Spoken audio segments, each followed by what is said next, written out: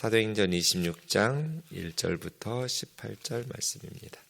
아그리빠가 바울에게 이르되 너를 위하여 말하기를 내게 허락하노라 하니 이에 바울이 손을 들어 변명하되 아그리빠 왕이여 유대인이 고발하는 모든 일을 오늘 당신 앞에서 변명하게 된 것을 다행히 여기나이다. 특히 당신이 유대인의 모든 풍속과 문제를 아심이니이다. 그러므로 내 말을 너그러이 들으시기를 바라나이다. 내가 처음부터 내 민족과 더불어 예루살렘에서 젊었을 때 생활한 상황을 유대인이 다 아는 바라. 일찍부터 나를 알았으니 그들이 증언하려 하면 내가 우리 종교의 가장 엄한 팔을 따라 바리새인의 생활을 하였다고 할 것이라. 이제도 여기 서서 신문 받는 것은 하나님이 우리 조상에게 약속하신 것을 바라는 까닭이니 이 약속은 우리 12지파가 밤낮으로 간절히 하나님을 받들어 섬김으로 얻기를 바라는 바인데 아그리빠 왕이여 이 소망으로 말미암아 내가 유대인들에게 고소를 당하는 것이니이다. 당신들은 하나님이 죽은 사람을 살리심을 어찌하여 못 믿을 것으로 여기시나이까? 나도 나사렛 예수의 이름을 대적하여 많은 일을 행하여야 될 줄 스스로 생각하고 예루살렘에서 이런 일을 행하여 대제사장들에게서 권한을 받아가지고 많은 성도를 옥에 가두며 또 죽일 때 내가 찬성 투표를 하였고 또 모든 회당에서 여러 번 형벌하여 강제로 모독하는 말을 하게 하고 그들에 대하여 심히 격분하여 외국 성에까지 가서 박해하였고 그 일로 대제사장들의 권한과 위임을 받고 다메섹으로 갔나이다. 왕이여 정오가 되어 길에서 보니 하늘로부터 해보다 더 밝은 빛이 나와 내 동행들을 둘러 비추는지라. 우리가 다 땅에 엎드러짐에 내가 소리를 들으니 히브리 말로 이르되 사울아 사울아 내가 어찌하여 나를 박해하느냐. 가시체를 뒷발질하기가 내게 고생이라. 내가 대답하되 주님 누구시니까? 주께서 이르시되 나는 내가 박해하는 예수라. 일어나 너의 발로 서라. 내가 내게 나타난 것은 곧 내가 나를 본 일과 장차 내가 내게 나타난 일에 너로 종과 증인을 삼으려 함이니 이스라엘과 이방인들에게서 내가 너를 구원하여 그들에게 보내어 그 눈을 뜨게 하여 어둠에서 빛으로 사탄의 권세에서 하나님께로 돌아오게 하고 죄 사함과 나를 믿어 거룩하게 된 무리 가운데에서 기업을 얻게 하리라 하더이다. 아멘. 이제 드디어 아그리빠 2세와 버니게 그리고 많은 로마 총독과 보위직에 있는 사람들 앞에서 바울이 자신에 대해서 이렇게 이야기합니다. 총독 입장에서는 로마 황제에게 이렇게 이 죄수를 보내면서 이러이러한 죄목으로 보냅니다 라는 어떤 편지를 써야 될 텐데 죄목도 없이 죄수만 보내는 건 무리잖아요. 이렇게 생각해서 뭔가 좀 자세한 자료를 얻을 수 있을까? 이렇게 베스토 총독은 기대를 하면서 자신보다 유대인의 사정에 더 밝은 아그리빠 2세 앞에서 바울이 이렇게 청문회처럼 이렇게 신문하게 합니다. 아그리빠가 바울에게 너를 위하여 말하기를 내게 허락하노라 하면서 이제 바울의 변명이 시작됩니다. 바울은 재판 가운데서 두 가지의 우리가 관점을 가지고 봐야 한다 했죠. 하나는 피고인으로서의 바울의 입장이 있습니다.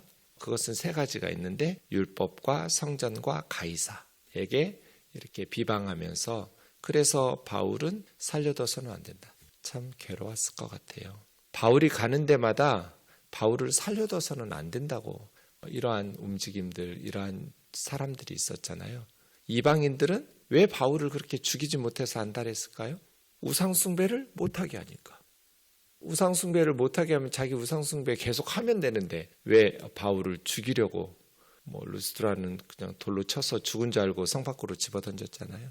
에베소에서도 빌립보에서도 이방인들이 그렇게 바울을 죽이려고 했어요. 왜냐하면 우상숭배를 사람들이 안 하면 자신들이 그동안 누리고 있던 돈벌이가 줄어들잖아요. 우상숭배를 통해서 이렇게 그동안 수익을 얻던 것들이 줄어드니까 빌립보에서도 그랬죠. 귀신 들린 여종을 쫓아냈더니 돈 때문에 결국은 이방인들은 에베소에서도 그렇고 네, 그렇습니다. 유대인들은 왜 이렇게 바울을 죽이지 못해서 안달했을까요? 유대교를 무너뜨리는 사람이라고 생각했죠. 유대인들의 입장에서는 상상할 수도 없죠. 할례도 받지 않은 이방인이 율법과 할례를 지키지도 않으면서 예수만 믿으면 유대인과 동일한 하나님의 백성이 되고 천국에 가서 구원받을 수 있다라고 가르치는 바울의 주장은 유대교를 무너뜨리는 자다. 그리고 바울은 가는 곳마다 유대교 회당을 분열시켜서 유대교 회당 잘 다니고 있던 사람들을 기독교인으로 그렇게 뽑아가는, 빼앗아가는 그런 이단이다 라고 생각하는 유대인들은 바울을 살려둘 수 없는 자. 그래서 바울은 가는 곳마다 이방인들에게는 우상숭배 못하게 한다고 죽이려고 하고, 유대인들에게는 유대인들이 하나님의 참 뜻을 모르고 눈이 가리워져 있기 때문에 예수 그리스도를 보지 못하고 그렇게 바울을 죽이려고 하는 것이죠. 아그리빠 왕은 총독이나 천부장이나 백부장이나 로마 사람들보다 유대 사정과 우리 3절에 있는 것처럼 당신은 유대인의 모든 풍속과 유대인의 모든 문제를 잘 알고 계십니다. 그렇죠. 네, 이 사람은 유대 왕이니까요. 내 말 너그러이 들으시기를 바랍니다 하면서 바울은 세 가지 자신에 대해서 이야기합니다. 그러니까 바울은 피고인의 입장에서 자기를 변호하고 그 다음 복음 전도자의 입장에서 자기를 변호하는데, 피고인의 입장은 이 아그리빠 왕 앞에서는 없어요. 나는 율법에 대해서, 성전에 대해서, 가이사에 대해서 그렇게 털끝만큼도 죽일 만큼의 죄를 지은 적이 없다. 이런 식으로 피고인의 입장에서 자기를 변론해야 할 텐데 그런 게 없습니다. 복음 전도자의 입장에서만 세 가지를 이야기합니다. 첫 번째는 나는 바리새인이었다. 두 번째는 나는 기독교를 박해하는 박해자였다. 세 번째는 다메섹 도상에 가다가 부활의 주님을 만나고 나는 이방인의 사도로 부르심을 받았다. 이렇게 간증하듯이 자신의 변화의 이유를 아그리빠에게 설명합니다. 첫 번째입니다. 5절입니다. 일찍부터 유대인들이 다 나를 아는데 어떻게 살았는지, 나는 그냥 숨어서 있는 듯 없는 듯 산 사람이 아닙니다. 유명한 유대인에 대해서 우리 동년배들 그 누구보다 열심히 있었던 사람입니다. 우리 유대교에 대해서 누구보다도 열심히 있었던, 그래서 나는 바리새파. 이게 첫 번째입니다. 내가 어떻게 성장하고 어린 시절 또 내가 어떻게 살았는지 유대인들이 다 잘 알고 있습니다. 나는 바리새인 생활을 했습니다. 6절, 여기서 지금도 신문받는 것은 하나님께서 우리 조상들에게 약속하신 것을 바라기 때문입니다. 하나님께서 우리 조상들에게 약속하신 것을 예수 그리스도를 통해서 성취하셨고, 그 예수 그리스도 안에서 우리 조상들에게 약속하신 것을 나는 바라는 사람입니다. 그 소망은 뭐예요? 12지파가 밤낮으로 하나님을 받들어 섬김으로 얻기를 바라는 바인데, 이 소망 때문에 조상들에게 주셨던, 그리고 우리 12지파가 밤낮으로 하나님을 섬기면서 바라왔던 그게 뭐예요? 메시아죠. 메시아를 통해서 하나님께서 이스라엘을 회복시키고 온 열방을 구원하신다는 하나님이 주신 약속이요. 수없이 구약의 선지자들이 예언하고 약속하셨던 하나님의 그 소망 때문에 내가 유대인들에게 고소를 당합니다. 내가 무슨 로마에게 적대 행위를 했거나 반역 행위를 한 적이 없습니다.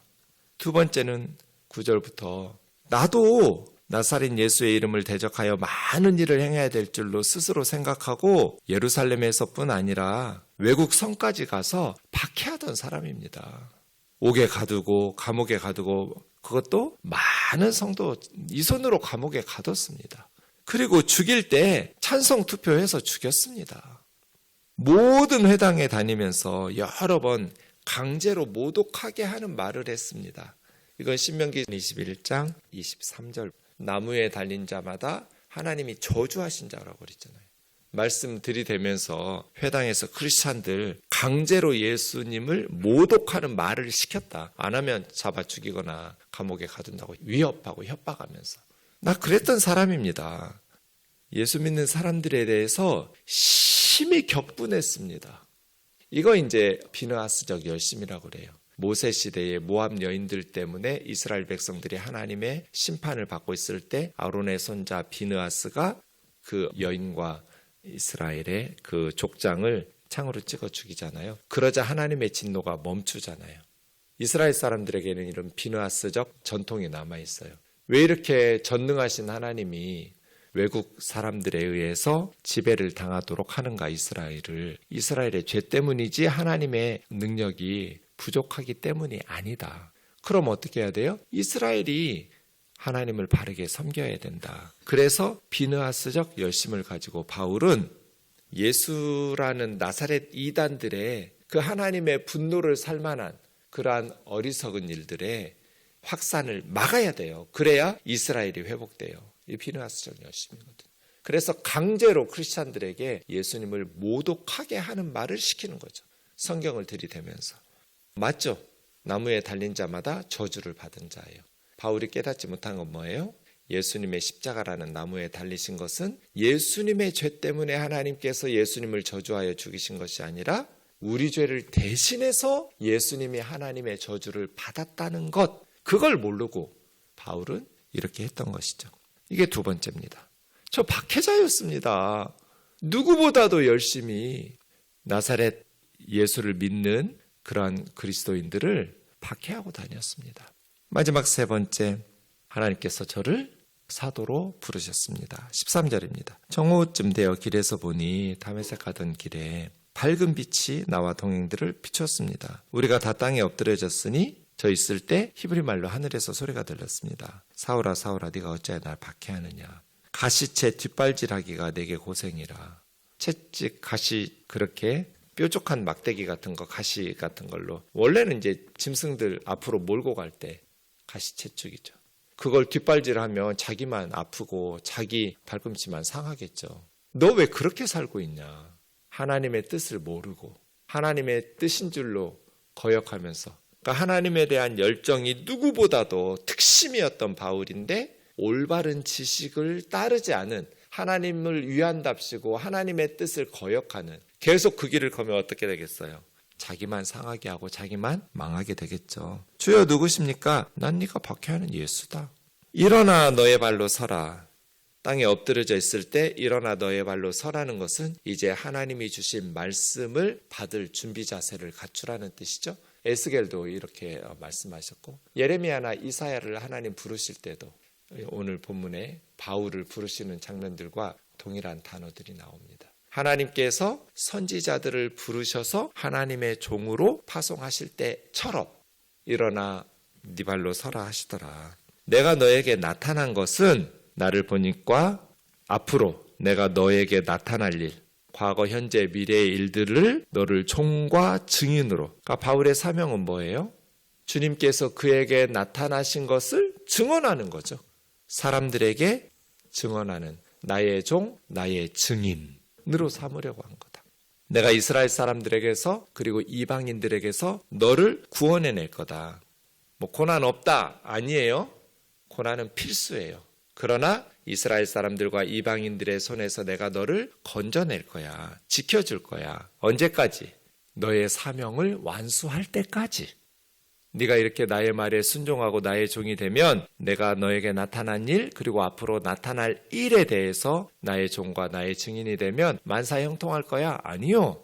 저를 목사로 부르실 때 하나님께서 이런 말씀하신 적 없어요. 모든 종들 하나님께서 부르실 때 고난이 면제되지 않아요. 하나님이 약속하신 것은 내가 그 고난 가운데에서도 너를 통해서 이룰 나의 사명이 완수될 때까지 내가 너를 이방인의 손에서 유대인들의 손에서 건져내 줄 거야. 이걸 약속하신 거죠. 내가 함께 할 거야. 여러분도 마찬가지죠. 우리가 하나님이 우리에게 주신 사명을 완수할 때까지 아무리 힘들고 어려워도 하나님께서 함께 하시면서 지켜주실 거거든요. 그들에게 보낸다. 이 보낸다는 말이 사도라는 뜻이죠. 어근이 같아요. 보내심을 받은 자, 아포스톨로스, 이게 사도죠. 내가 너를 보낸다. 그래서 바울은 내가 과거에 어떤 바리새인이었는지 그리고 어떤 박해자였는지 그랬던 나에게 부활의 주님이 나타나셔서 나를 사도로 보내셨다. 바울이 해야 될 건 뭐예요? 18절 사람들의 눈을 뜨게 하는 거. 지금 사람들이 왜 지옥의 길로 계속 가요? 우리 애들이, 우리 친구들이, 우리 직장 동료들이, 우리 친척들이 왜 계속해서 멸망의 길로 가요? 눈을 뜨지 못해서 그래요. 예수 그리스도 안에 있는 하나님의 구원, 하나님의 진리, 하나님의 생명을 보지 못하기 때문이잖아요. 눈을 가리고 있기 때문이에요.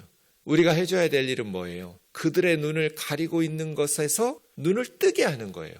눈을 뜨게 하면 어떻게 돼요? 어둠에서 빛으로, 사단의 권세에서 하나님께로 돌아오는 거죠. 하나님의 백성이 돼요. 지금 어둡기 때문에, 눈이 가리워져 있기 때문에 사탄의 권세 아래서 방황하고 있는 거잖아요. 자기 인생이 옳은 길이라고 착각하겠지만 어둠의 권세에서 그들을 돌아오게 하는 것. 그것은 바울이 했던 것처럼 예수 그리스도의 복음을 전하는 것. 돌아와서 죄사함과 나를 믿어 거룩하게 된 무리, 이제 예수 그리스도 안에서 유대인과 이방인의 장벽이 허물어지면서 새로운 공동체가 만들어졌잖아요. 예수 그리스도 안에서 거룩하게 된 무리, 이 새로운 공동체에 들어와서 함께 기업 하나님의 나라를 얻게 하리라.